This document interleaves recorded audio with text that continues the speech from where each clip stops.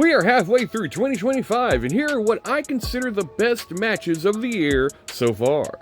Let's get this one out of the way. We already knew I was going to do an Ospreay match. Will Ospreay versus Hangman at Double or Nothing. Dear God, this was cinematic.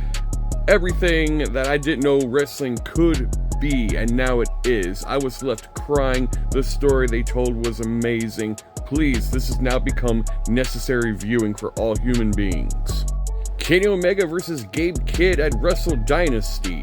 This was Kenny Omega's return. It made Gabe Kidd look like a star. Please view it, because damn, I didn't know it was going to be this good, and it was.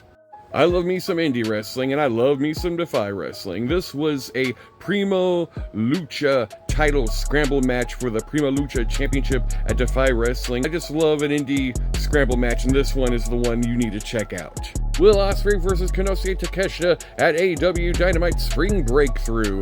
This is just, these guys have magic together, and this is just an amazing example of it. Please watch it. It's not even that long a match, but I was just on the edge of my seat watching this. Toni Storm versus Mariah May, the Hollywood ending at AEW Revolution. I was there in person. It was bloody, it was scary, it was cinematic, it was beautiful. Gabe Kidd versus Mance Warner at the GCW Jersey J Cup Night 2. This is almost cheating because this thing is like 30 minutes long and 20 some odd minutes of it is spent brawling outside. So technically the match is only like 5 minutes long, but these guys have great chemistry. They beat the hell out of each other, and the only thing that comes close to this is their match at Joe Janela's Spring Break, where Mance bled everywhere. Tomohiro Ishii versus Calvin Tankman at Prestige Wrestling Roseland 11. This was beautiful, a beautiful Haas fight between two men who are shaped like water heaters. Now there is a small little mistake made by the ref about 90% into the match, but just overshadowed that. In fact, I think maybe it was done on purpose. I don't know, but it was beautiful, amazing, great Haas fight.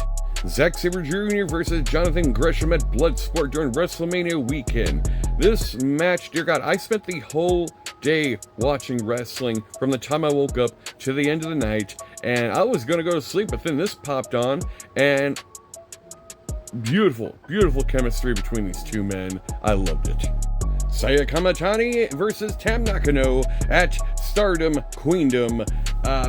I don't watch a lot of Stardom, and I feel like even if you don't know anything about Stardom, if you sat and watched this match, your mind would be blown.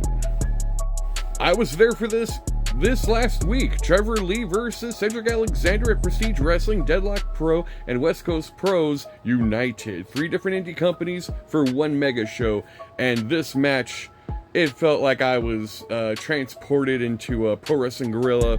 It felt like old school Ring of Honor. And the whole show was amazing, but this match particularly delivered and blew my mind. I recommend everyone checking this out. Fuminori Abe versus Yuma Aoyagi. If I mispronounce it, I apologize. This is for All Japan's New Year Wars at the beginning of the year. I don't watch a lot of All Japan. I don't think a lot of people do, and you probably are sleeping on it thinking that this company sucks, but let me tell you, there are bangers hidden in this company, and I do recommend, if you hear about an amazing match happening at All Japan, please check it out.